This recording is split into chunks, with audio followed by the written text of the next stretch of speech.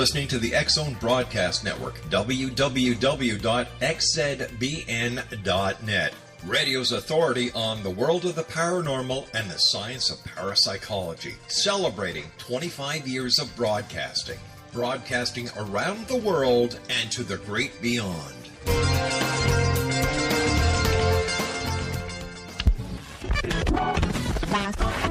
All Hit Radio.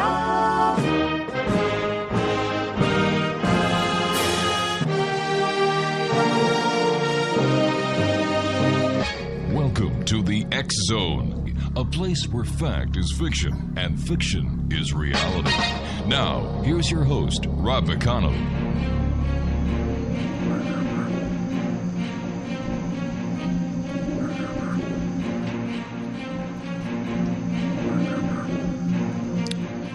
Welcome back to the X-Zone, everyone. My name is Rob McConnell, and we're coming to you live and around the world from our broadcast center in Hamilton, Ontario, Canada. Worldwide toll-free, 800-610-7035. My email address is xzone@xzoneradiotv.com. On all social media sites, X-Zone Radio TV.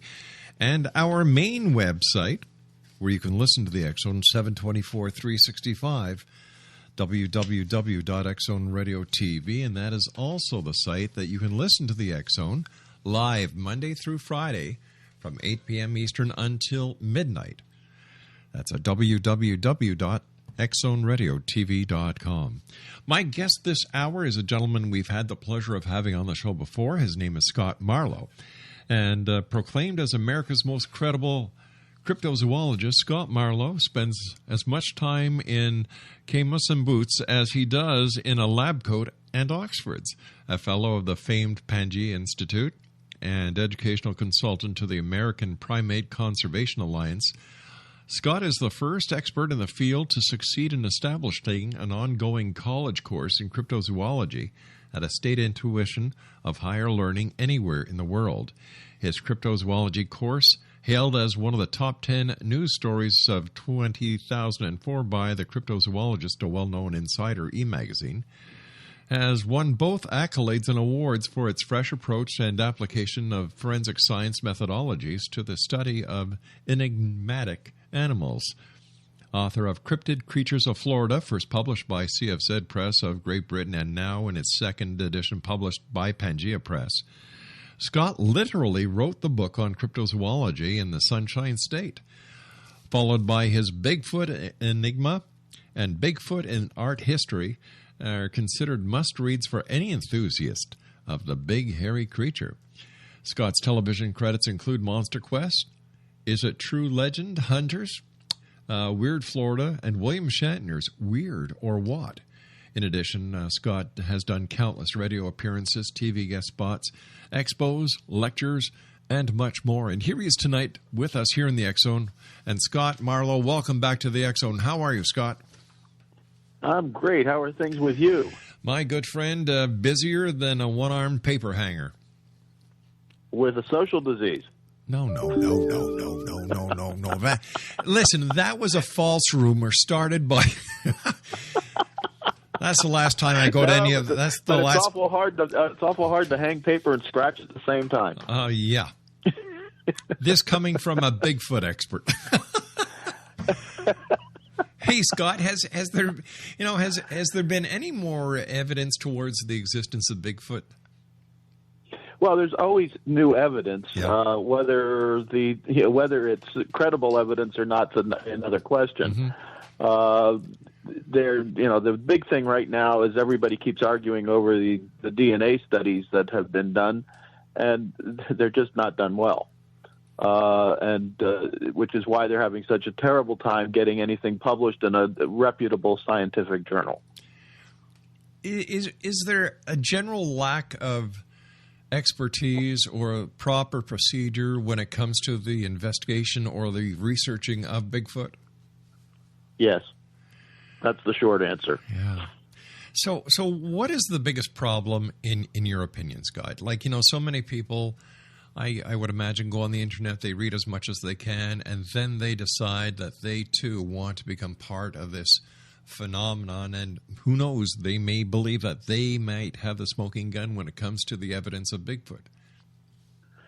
Well, it's a difficult situation. I mean, I thoroughly understand people being mesmerized by the mystery of the animal and wanting to solve the enigma. The problem is that they, by and large, watch too much crime television. Scott, are you there? Scott? No. Oh, there you are. We lost you there for a sec, Yeah. Scott. Oh, sorry. The biggest problem is that I think many of the people in the field watch too many crime shows on TV and think they have a handle on how to properly apply forensic science to the research work, and they really don't have any idea. The stuff you see on TV is not necessarily the way things are done in the field.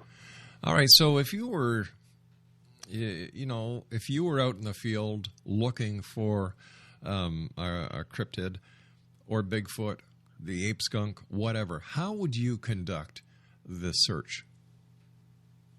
Well, you have to, first of all, do it properly using proper scientific method. I mean, there's a lot of people out there who are, looking for the animal, but they're working with anecdotal evidence that they're not forming proper scientific hypotheses and then testing the hypotheses when they go out and do the work, and they're not doing the observations correctly. I'm sure a lot of people who are becoming more and more aware of Bigfoot and the mystery surrounding Bigfoot have seen it on a lot of these reality TV shows that are popping up all over the place, whether it's in UFOs, ghosts, Bigfoot, Loch Ness Monster, and so on. Are they an asset to the Bigfoot community that actually does credible research, or are they a hindrance? Well, it's a two-edged sword. Unfortunately, one of the blades is a bit on the dull side. Raising public awareness is a good thing, and these shows do that. But they also perpetuate a lot of myth. They don't necessarily do the research work in the field properly. Certainly going out there and professing that every bump in the night is a Bigfoot behind a tree doesn't help. Quite frankly, going out and not coming up with any kind of valid and reliable evidence doesn't help. So has there been the discovery of any credible evidence except that has been submitted for improper DNA testing? Well, first of all, the study that's out there that's getting all the press right now, you've got an enormous problem with something that forensic people call chain of evidence. Right. Which is a testable way of verifying what material has been collected, where it was collected, under what circumstances it's been collected, who has handled it since it's been collected. There's a whole myriad of issues. And when you've got people out in the field finding tissue, residue, hair, whatever it may be, and just turning it over to somebody, how do you know as a research scientist whether or not you're getting the genuine article? True. So, that's one problem. I could easily go to a zoo, hang around a primate house, pick up a bunch of loose hair from a gorilla cage or a chimpanzee cage, and send that in and say I found it in the field. How do you know I didn't? Well, you wouldn't. Well, and that's the failing. Even if all the laboratory work is done correctly, which is a big if, and it's handled without being contaminated by other issues, or the tests have been done incorrectly, you have absolutely no way of being able to verify any of the material to a scientific certainty. As a result, any results you get are useless. So it seems a no-brainer to me, Scott, that what needs to be done is anyone who is contemplating on doing anything when it comes to Bigfoot or any other aspect of the paranormal, they need to better understand the proper procedures, because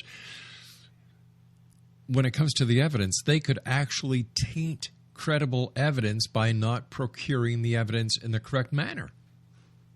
Absolutely, and that's exactly the reason why I started teaching the cryptozoology class, in an effort to try and teach proper handling and technique. Unfortunately, it's not as popular as I would like it to be among people who are out there doing work, and I would love to see all of them as trained individuals knowing what to do. Now, there's also some evidence that's come forward. Do you know who Jimmy Chilcott is? No. Jimmy is a former FBI investigator that's a specialist in dermal ridges, i.e. fingerprints. Right. And, he started out as a Bigfoot skeptic and has now become a believer because he has actually seen castings done of both handprints and footprints that the material is done so well and they have such clear dermal ridges that he does not believe there's any possible way that what he has seen has been faked. That's not to say every track is that way, but he's seen enough of them to believe that there are some genuine tracks out there or prints out there. And the way that the dermal ridges run are not consistent with anything that would be from a human. So it's more consistent with what would be considered normal for an ape. However, with Bigfoot tracks in particular, the only great ape that we know of that has 5 parallel toes, let's just deal with the foot tracks for the time being, is a human and a Bigfoot, at least reportedly so. All the others have an opposable big toe, which is like the thumb on your hand. Right. So, that's a pretty good piece of evidence if you can find somebody like Jimmy that can verify, yes, indeed, this is, a valid and reliable piece. And it does not follow what you would expect for a human print. Therefore, it can't be human. How many different cryptids have you actually seen, Scott? Well, I've seen 3 different cryptids myself. My book, The Cryptid Creatures of Florida, I write about 21 of them that, from people that I've interviewed that have actually seen the others. Right. But, that we have here in this state. But I've actually seen 3 different cryptids myself. Describe them. Well, let's see. The first one, of course, is my big hairy friend, the swamp ape, Right. which I've seen 3 times. Once here in Florida, twice in Texas, in the big thicket. And I've seen a megalodon. At least I'm sure it was a megalodon. When I was out deep sea fishing in Biscayne Bay and the Atlantic side there in Miami many, many years ago. We were out in a 45-foot cabin cruiser, and the shark that was trailing us was much larger in terms of length than the cabin cruiser we were on. Whoa. Yes, and we were pretty scared, needless to say. Rightfully so. It was kind of like the movie Jaws. Of course, we weren't attacked, thank God, but the dang thing was enormous. And then I've seen the black Florida panther now twice. And now that itself is a mystery, Cat. How many sightings of the Florida black panther are reported every year?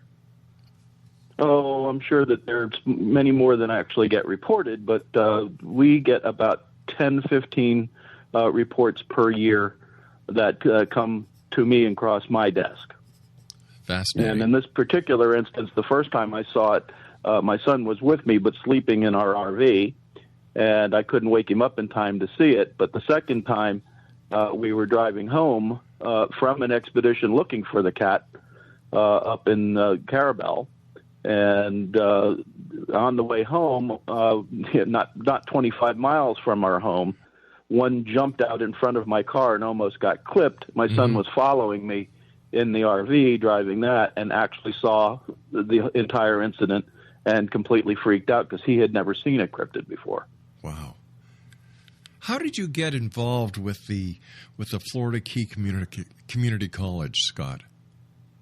Well, a couple of my kids were going there, and I reached a point where I had retired, so I didn't need to worry about the public, shall we say, image at that point anymore, and didn't really care.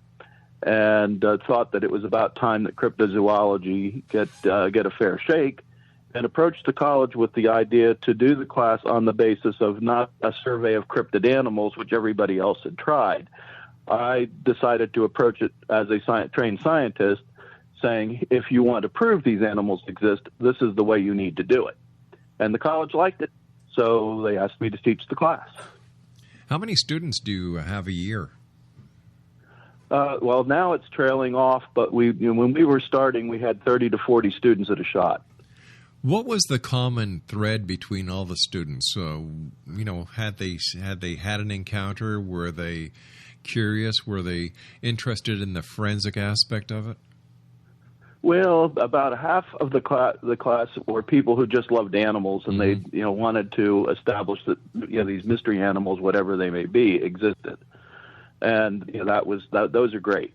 And another quarter of the class were people who were just plain curious and wanted to see what it was all about, and about 25%, which is the percentage I'm not too thrilled with, was the type that wanted to set the world on fire, saying, I'm going to get a Nobel Prize because I'm going to discover this animal. I'm going to kill me a Bigfoot.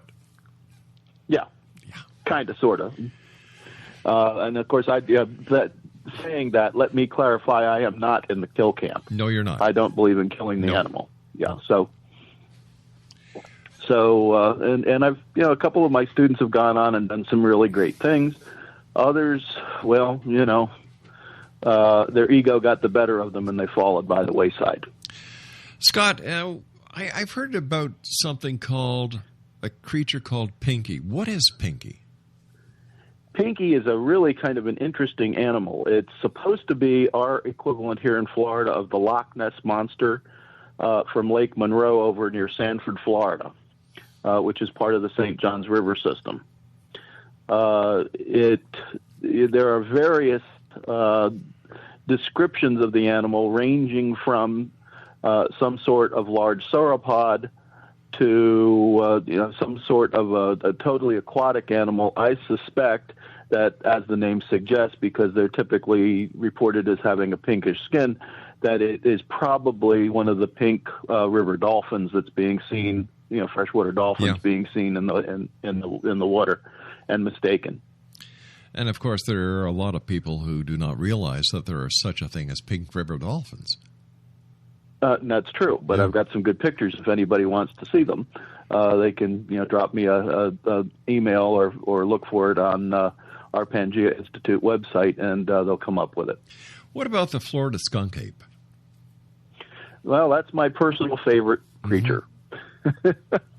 That's the southern Sasquatch, but I don't believe personally, and this is where I get into trouble with all the Bigfoot people out there, that the classic Sasquatch of the Pacific Northwest and the Florida swamp ape are the same creature. I think they're two different Bigfoot-type creatures. Where do you think that the Florida skunk ape originated from? Well, I believe that Grover Krantz may be correct in that the lineage of the classic Sasquatch being something related to the Gigantopithecus blacki. I'm not saying that it is the Gigantopithecus blacki. I don't believe that for a moment, but I believe that might be an ancestor species of it. Going the other way and not coming from the Beringia land bridge, as it is supposed that the Yeti-type creature, the Gigantopithecus blacki, got here. I think that the swamp ape came from the other direction, from a phylogenetically related creature called the Oreopithecus that was known to exist around the Mediterranean, and also known from the fossil evidence to have walked upright about 4.5 million years before our nearest human ancestor, based on the anatomy work that's been done on it. I think that it came here following the Viking route and migrated along the coastline. But they are both somewhat related, and its closest living relative is the orangutan. Scott, you and I have to take a short commercial break. We'll be back shortly. If our listeners would like to get in contact with you or learn more about you and the work of the Pangea Institute, what do they do? www.pangea, Pangea Institute, all spelled out and run together, .us. And Scott Marlowe and I will be back on the other side of this short break as we continue investigating the world of the paranormal and the science of parapsychology right here in the X Zone from our broadcast center in Hamilton, Ontario, Canada. Don't go away.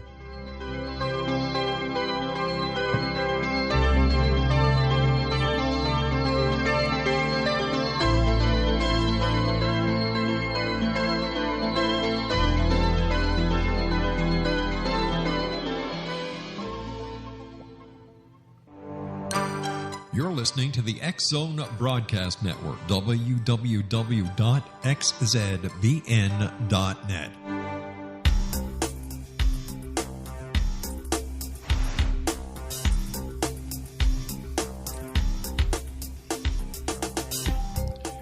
Welcome back, everyone. Scott Marlowe is our special guest this hour. And Scott, I have to ask you, why is it called a skunk-ape? Well, it's gotten that name down here primarily because of a noxious odor that the animal supposedly emits. And in only one of the instances where I've encountered the animal, remember I said 3 times, did I ever detect an odor of any kind. I prefer to call it a swamp ape. But the skunk ape seems to have stuck down here. The media loves it, so they continue to use the terminology. What is the latest on the Patterson-Gimlin film of Sasquatch? Well, not much has changed. I mean, you still have people who are sitting on the fence, like myself, people who believe in it steadfastly, and people who call it a hoax steadfastly. Nothing has come up at this point that can really tilt the scale either way. You know, I was talking to my producer over the break, and with all the modern technology that we have at our disposal these days, is any of this high-tech satellite imagery being used in the search for Bigfoot or the skunk-ape or any of the cryptoids? Well, sure. The problem is that in any of the high-tech stuff, such as the satellite imagery, you got to know exactly where to look. Mm-hmm. I mean, you might be able to zoom in and read somebody's matchbook cover sitting on a table outside on their patio from 200 miles in space, but it's a big planet. You would have to know exactly where a Bigfoot or any of the other creatures are at any given moment in order to be able to zoom in that way. Now, one of the things I have high hopes for are these new drones with things like GoPro attached to them, which have really decent cameras. Yeah. And, I'm seeing them slowly working their way into the business.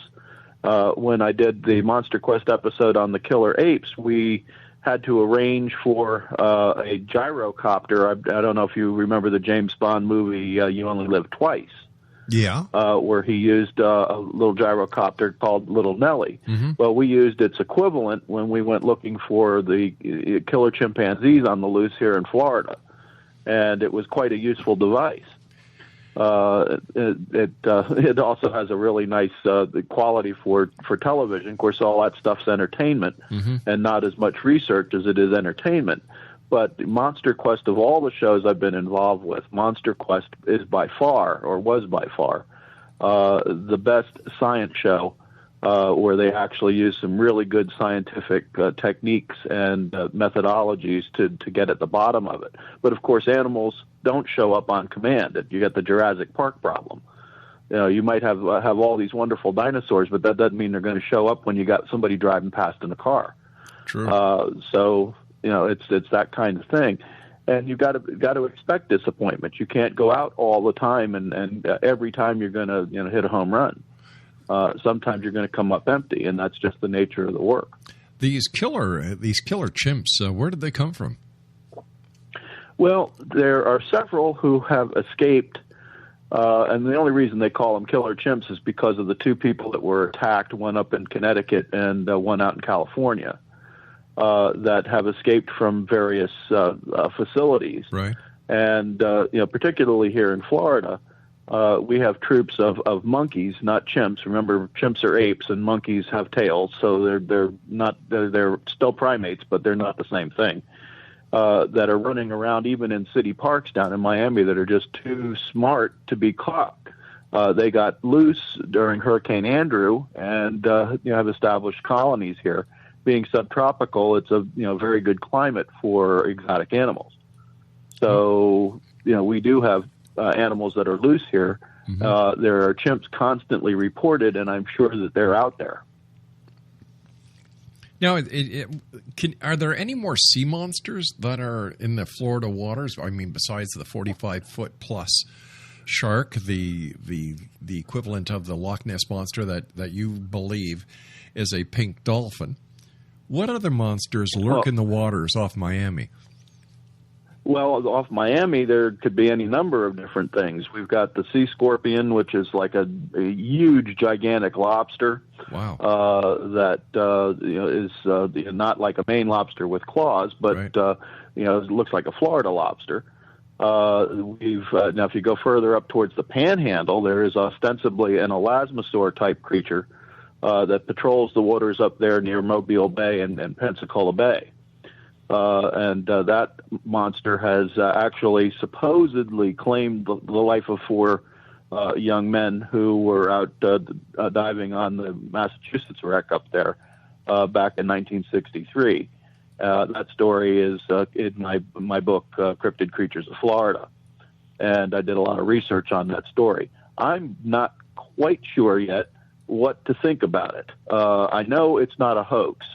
That the young survivor had told. Mm-hmm. And in fact, I have met through Facebook, I have met his son, and I've had a chance to talk with him, although I've never been able to talk directly with the gentleman who was the survivor.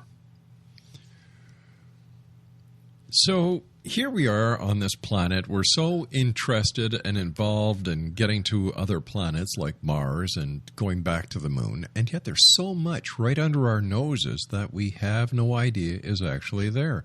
How do we turn things around, Scott, where instead of looking up at the stars, we start looking at the ocean and the forests and the jungles that have not even been explored by mankind yet?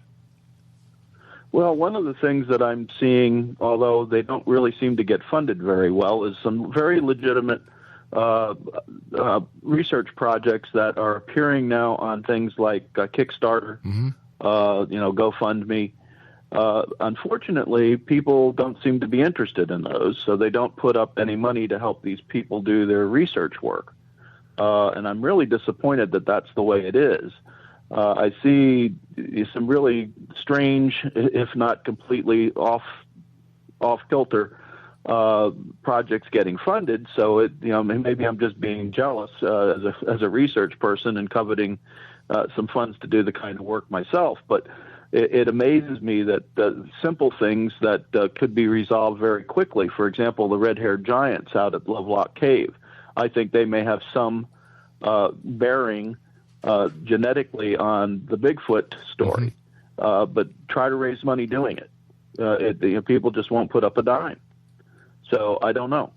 I mean, short of getting something or having something really cool happen, where some research dollars are freed up to do some of the type of work, at least in this field, that is necessary, so that people can do the Dion Fawsey thing and spend months and months and months and months out in the wild trying to acclimate and get in touch with the animals that are there. I don't see it happening. Everybody's got to have a day job to survive, and sure. You can't do this thing as a weekend warrior.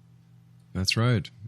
And it's funny to try and understand why there aren't more grants and funds available to dedicated researchers like yourself. Whatever happened to all the wonderful money that the Smithsonian was giving to independent researchers? How come that all dried up? I don't know.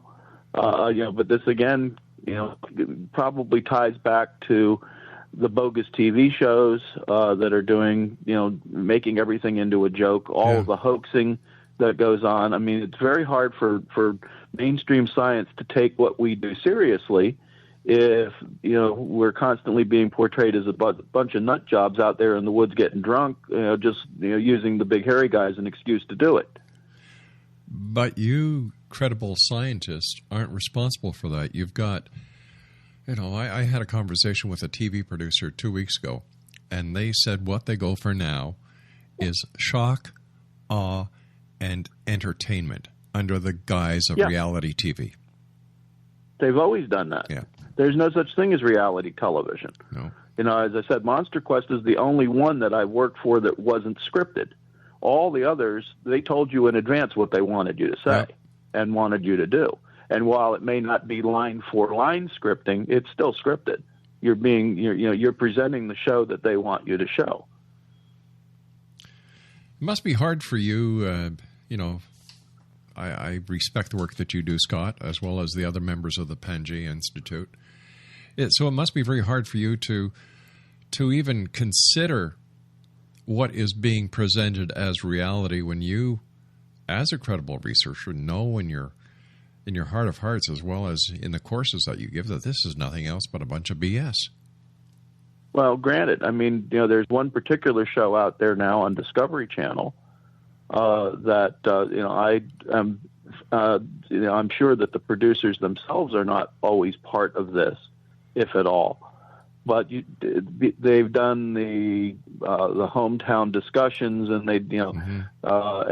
there's everybody wants to get their face on television. Yeah. You have no idea how many times I've been approached with someone wanting to perpetrate a hoax and wanting to know how to do it, so that it becomes convincing enough to attract the show to their backyard in order to get their 15 minutes of fame. Whatever happened? And I might add, undeserved 15 minutes of fame. I agree with you 100%. Whatever happened to the group that was responsible, where was it, in Georgia, where they had allegedly a Bigfoot in a freezer? Well, the one gentleman kind of backed away from all of it after the hoax was exposed and has tried to go back to some kind of a normal life. The other gentleman has gone on to continue trying to perpetrate hoaxes one after another. Wasn't one of them Tom Biscardi? Well, Tom was associated with them, right. Yes. Yeah. Whatever happened to Tom? I don't hear of him anymore. He's laying low now and letting Mr. Dyer do all the dirty work. Yeah. But, Tom's gotten to the point, I guess, where his name has become so synonymous with hoax that he really can't attach his name to anything anymore because it's instantly suspect. Mr. Dyer has now gotten to that point. It's too bad that all this hoaxing is being perpetrated. The media picks up on the hoax, and what I can see happening is one day somebody's going to come up with the real McCoy, the smoking gun, and nobody's going to believe them. Absolutely. I've said the boy who cries wolf many times. Yeah. So how do we change things? Well, first of all, everybody's got to start getting more educated about how to do the work properly. I agree. Secondly, we need to educate the public to be more receptive to the idea that the hoaxes are hoaxes. There are people out there that want to believe in the animal. It's almost a religion with them. So badly that they latch on to anything, no matter how ridiculous, and refuse to let go. And they keep bringing up the same thing over and over and over again, as though, even though it's been debunked, if they repeat it often enough, somebody's going to believe it. And of course, you got to remember that the people who perpetrate these hoaxes are narcissistic media hounds.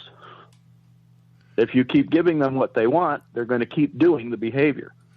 Well, unfortunately, you know this as well as I do, that the new media is, if it don't bleed, it don't lead. That's why Donald Trump gets so much airplay. Well, but look at what he is and what his followers are. Exactly. But he makes enough noise that he draws the attention of the media. Yeah, that's true. Yeah. Scott, when you go to these different conventions that are held and, where people get together and discuss their sightings and what they perceive to be as Bigfoot or other cryptids, Is there a common thread between the person who believes and the person who is sincere? The person who believes and the person who is sincere? Yes. Because belief is the common thread is, they all think that they've seen the animal, but from that point, it's not necessarily the same thing. No, Someone who sincerely wants to do the work and sincerely wants to solve the problem is open for alternative suggestions as to what may have occurred and ways of testing that idea. The believers, on the other hand, it's Mark Twain. It's easier to convince somebody of a lie than it is to convince them they could be wrong. Mm-hmm. Haven't heard that in a long time. But, they like I said, they latch on to something and they will not let go. It becomes a religion. And it's unfortunately, many of them are hell-bent and determined to prove that Bigfoot is Nephilim, and there's religious overtones and all kinds of oddball things that there's no way you could establish those types of facts, even if you found the animal. So it's very hard to deal with it. And, I've gotten to the point now where I'm extremely jaded. I'll hear somebody, and within 5 minutes, I know whether I'm dealing with somebody who's reasonable and will have a scientific approach, or whether I'm dealing with, there's no other way to say it, a nut job. And I would imagine that you have seen your fair share of those. More than my fair share. Do the people who actually go into the forests or into the swamps looking for the cryptid, do they have any... I'm sorry, I lost you for a moment. Okay, I was just asking that for those who actually go into the forests or go into the swamp looking for these creatures, do they have any idea what they're getting into? Do they understand that they're dealing with another life? And what would happen, Scott, if someone actually shot and killed a Bigfoot? Are they killing an animal? Are they killing a subspecies of human? Are these animals being protected? This is where it gets really complicated. If Bigfoot, and of course we have no idea what the thing actually is. We assume that it is an undiscovered ape of some kind, which makes it, quote, an animal as opposed to a human. But there's no guarantee that is, in fact, what you're dealing with. It could very well be some form of human. Now, that when I say human, that could include any of the near-human ancestors that are not necessarily Homo sapiens. So it becomes a legal question of would you be committing a homicide? Right. And if that's the case, well, have a good time in jail. But even today, with rare animals and animal cruelty, I don't know that going out there and killing any animal is a good thing. I don't believe that killing an animal at any time is a good thing because we go with the deck stacked. I remember years ago using the analogy that a man goes hunting, and while he's hunting, his representation of his penis is actually their gun. Because... Well, that's a very Freudian thing, but some people can only express themselves with that kind of an attitude. And I find that, I'm not even sure that it wouldn't be considered an insult to the Neanderthals, but that's a very Neanderthal attitude, and I don't approve of it. But of course, that said, I have to say I do enjoy a steak, but the cows are raised for that purpose. So it's a little different than going out and killing an animal that's out there roaming free. I don't really know quite how I feel about killing deer for deer meat or any other wild animal out there that needs culling so that their population doesn't get out of hand, as long as you're planning to consume it. But killing it for trophy hunting, I got a big problem with that. As do I, Scott, as do I. Listen, Scott, it's always great speaking to you. Thanks so much for coming on the show. I sincerely appreciate it. And also say hello to the rest of the Pangea Institute, and say hi to Ed Kraft for me. I haven't spoken to Ed in a long time. But tell our listeners how they can learn more about the Pangea Institute and how they can take certain courses. Now, the course that you offer in Florida at the Florida Key Community College, is it offered online? Yeah, it has been offered online, and Pangea has decided that we're going to take it over. Excellent. To make it worldwide, we're actually setting it up now through Yes course out of Australia. So you'll be able to this course. Actually, there'll be 4 cryptozoology courses available through Yes course when I complete the upload in the next month or two. And so if you go to yescourse.com and look up cryptozoology, you'll find it. But we're going to offer it that way because just working in an individual county, in an individual state college, at this point, it's just not filling the classes up enough to make it worthwhile. So we figured if we went worldwide with it, we could get more people involved. Now, Scott, once again, what is the website for the Pangea Institute? www.pangea, spelled Pangea, Institute, spelled out, run together, .us. Scott, thank you so much for joining us, and I look forward to the next My time pleasure. you join us back here in the X Zone. Take care of yourself, and keep the great work up. Keep warm up there. I will. Take care. All right, bye-bye, Scott. X Zone Nation, Bye-bye. Scott Marlowe has been my guest this hour. Once again, if you'd like to find out more about the cryptozoology course that Scott did, that is going to be available online at yescourse.com. You can visit the Pangea Institute's website at www.pangeainstitute.us. That's www.pangea, Pangea Institute.us. Well, that's it for tonight, Exo Nation. Another 4 hours up, another 4 hours down. I'll be back tomorrow night at 8 o'clock as once again we cross the time-space continuum to this place that I call the X Zone. As I always remind each and every one of you at this time of night, if you can help those who are not as fortunate as many of us are, please dig deep into the pocket, go into your cupboard. There's always a can of something you can help with. Bring it to the food bank, clothes to the needy, and always, X Zone Nation, take care of each other because we are each other's brother. So until tomorrow night, always keep your eyes to the sky and your heart to the light. Good night, everyone.